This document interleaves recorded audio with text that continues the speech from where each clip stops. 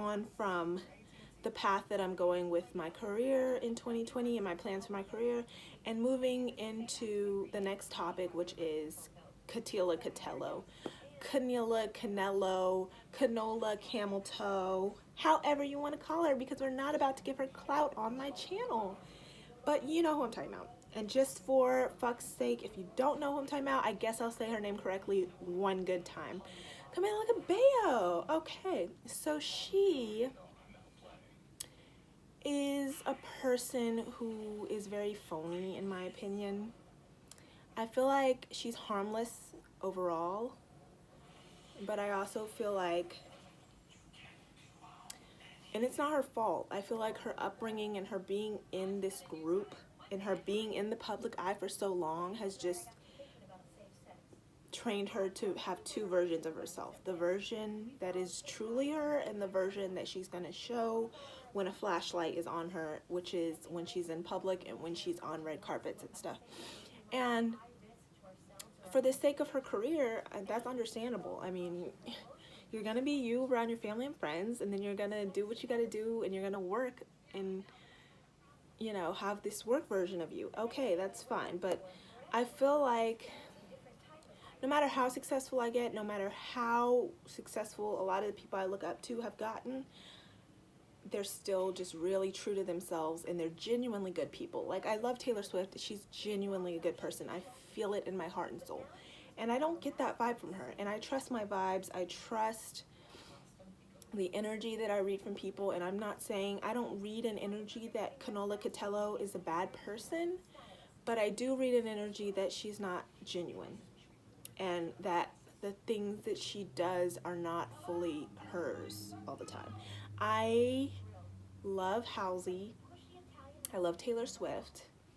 I love artistry. Like, as a creative person, I have an immense amount of respect for a person who is self-made, who is creative, and who is fearless in their art and in their work. And I've seen her rip people off, and it just doesn't sit well with me.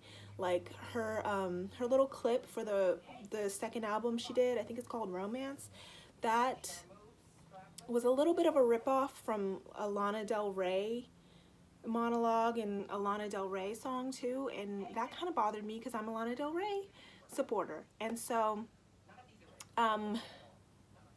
with her, I just feel like it is what it is. I'm not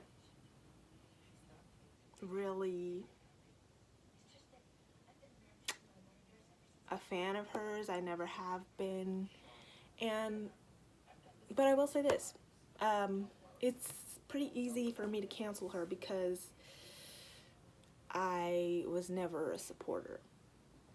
But I will say this too, she's canceled, but I'm not a hater. I wish the best for her. And I also don't want to talk too much about this because, like I said, she gives me off vibes, and so it kind of brings down my happiness. Because one thing I do want to say before we move on from Catila Catello is that, two things actually, not one thing. The first thing I want to say is karma always circulates around, so what you do in the dark matters. I mean, like, genuinely, just be a nice person because you are a nice person. Like, I'm a nice person, and I would do the right thing when absolutely no one is watching, because I am so a believer of karma. I'm such a believer of karma that I just wouldn't even want to deal with the negative karma. And just because I just was raised right. And I was raised to know that we're all equal, we all have feelings, and we all deserve good things in our life. And the second thing I will say is what I noticed from her posts on Tumblr and from like the 20 racial posts that I saw, the making fun of Black people over and over and over. It was a repetitive obsession with not just like stereotypes toward us, but also towards our culture and like trends that are, you know, stemmed from our culture. So I just saw like that obsessive type of attitude from her. And yeah, in her apology, she said, you know, I was 15 when I wrote those things. I'm 22 now and I've changed. Well, here's the thing. At 22, you're still a kid. Really. I mean, you're grown. You're grown. You can drink. I'll give you that. But in some people's, you could still argue, especially to like a grown, like especially to like a 40-year-old that has a 22-year-old. In their mind, they might have a 22-year-old and still think, oh, they're a college kid or what. You could still be deemed like in the normal sense a college kid. Now, because of how fast-paced her lifestyle has been and the traveling and stuff, maybe to her she's like, no, I'm totally not a kid. Okay, I'll give you that. If you want to go ahead and be grown, be grown, especially with the type of money she makes. She is grown. Okay, I'll give her that. But like mental-wise, I'm not talking fast-paced life and money, how much is in your bank account and what kind of house do you live in. I'm just talking like mentally. Some could argue she's still a kid at 22. But as long as she learned her lesson, she's still canceled to me, but I'm not a hater. I'm more than happy to forgive her and then forget her. Because like I said, I trust my vibes and I just don't get the vibe that anything she does is genuine. Like I said, I have seen her rip off of other artists and steal from other artists, and that vibe just doesn't really collide well with mine. And yeah, so that's just how I see the whole situation. Now, I will say, when I first started college, she came out with that song with Machine Gun Kelly, Bad Things. I was fucking with that song. Because I fucked with Machine Gun Kelly, and I still fuck with MGK. Like, MGK is real as fuck. I fuck with him. I mean, there's moments where he may have been, like, taken from our culture, but you can tell he really is for us overall. I mean, he has a black daughter, whatever. He's fine in my book. And that's all I want to say about Katila Catello. She gives me off vibes. She's canceled easily for me because she never really was a go. But I wish the best for her. I wish the best for her. No ill will. No ill will to her. Oh, last thing on the situation though, I will say I agree with black people that are saying, hey, if you're not black, don't forgive her for us. Like, this wasn't your apology. I totally agree with them because you probably weren't offended in the first place. Like, if you're not dating a black person, if you are not the mother of a black person, even if you're like Caucasian or Spanish or whatever, if you are not the mother of a black person, or if you're not dating one of us, or if you're not black yourself, you probably felt nothing from those posts, even if you knew they were wrong. Like, you're looking at them and you're like, damn, this is messed up, this is obsessive, this is like some like obsessed, toxic, repetitive shit. Even if you were looking at that and saying that, you still weren't feeling it in your chest, like, oh, this is what they think of me, or like, oh, this is how I'm seen, or like, oh, this is why I was treated that way. It's not weighing nearly even half as heavy as it weighs if you are black. And so that's why the apology was directed towards us, even though the apology was very lazy and super vague. It was meant to be directed towards us black people, so it's for us to decide. And so I just say, like, people individually can take it for how they want to take it and do what they want with it. For me, I don't think it was genuine, but like I said, I wish her the best. I wish her no ill will, and she can continue being phony if she wants. I will say that I feel like obviously what she did was a little worse than Sean's past behavior. Overall, he doesn't give me toxic vibes like her. She gives me toxic vibes. I don't get toxic vibes from him. I feel like he's just like going with the flow of whatever happens, and I feel like in his heart there's no ill will.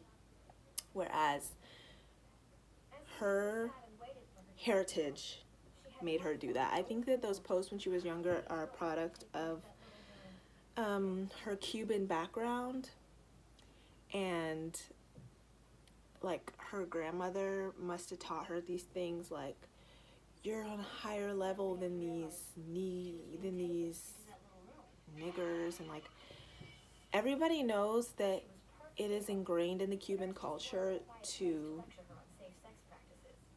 partake in colorism, and the darker you are, the less respected you are in Cuba.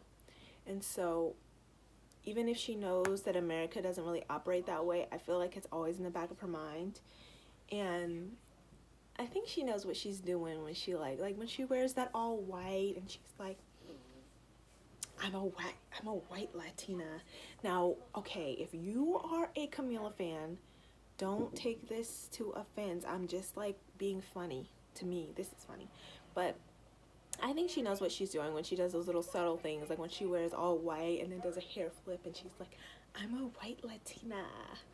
Like, all Latinas aren't the same. Those dark Latinas, they're not as worthy as me of all that I can attain. I don't know. I'm just kind of playing around. I don't really care what she thinks. But do I think she was raised to believe that she is above all shades of brown? Yes. Do I think that she still thinks that way? I don't know. And I'm not going to say yes, she thinks she's above all brown women. But I do think that she could think that way now. And I don't cancel it out. And I don't doubt it. I mean, I'm sure she probably does. But I think she's just older and smarter enough to hide it. And good for her. I mean, really, the truth that all of us black people need to realize is even if she does think she's above black people, why should we care? Now that we know, we can just do what we can and like, you know, move forward with caution and just realize that there's people who take from our culture and want to look like they're cool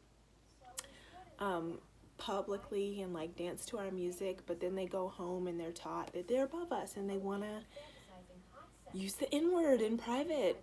And yeah, I mean, I will say like she doesn't have enough black friends for her to be using the N-word. To be honest, when people like Cardi B use the N-word and people like her, like that doesn't bother me because I know like they're really for us in most ways. She's got a kid with a black man. She is like all connected to the black culture. So I don't get upset when Cardi B says the N-word. Like, I'm just like, whatever. It doesn't bother me because I know that she's like involved in the culture. Even if like, I don't believe that Kim K uses the N-word. I just don't get that vibe from her. But even if she did, like, I know that she's like, overall her actions show she's for us. So I'm not gonna lie though, there's something, if you think about it too hard, Katila Catello is annoying for making it seem like she's down with us and then doing these things on private. But I will say, like her fans are gonna say, she was 15 and that was some years ago, that was like 7 years ago, now she's 22. And so I think she just knows to be private about it. So good for her. Continue being private about it, girl. And like I said, you're canceled. It was easy to cancel you. I was not a big fan of your screeching, nicotine, nicotine, nicotine. You're all I need. You're all on me, all on me. Like I wasn't a big fan of that anyway. So now, moving on from Katila and on to the next topic, which is where I plan to go makeup wise for the channel. Makeup's always just been a little fun, flirty thing, like the way Rihanna loves makeup. Like that's my approach with it. I really do enjoy makeup, but it's definitely gonna take a back seat to acting. Like the truth about acting is anything I have to do is what I'll do. Like, if I have to get a make under, if I have to look like a crackhead, like whatever. Like, I'm not gonna lie, I would prefer roles where I can just be regular and not have to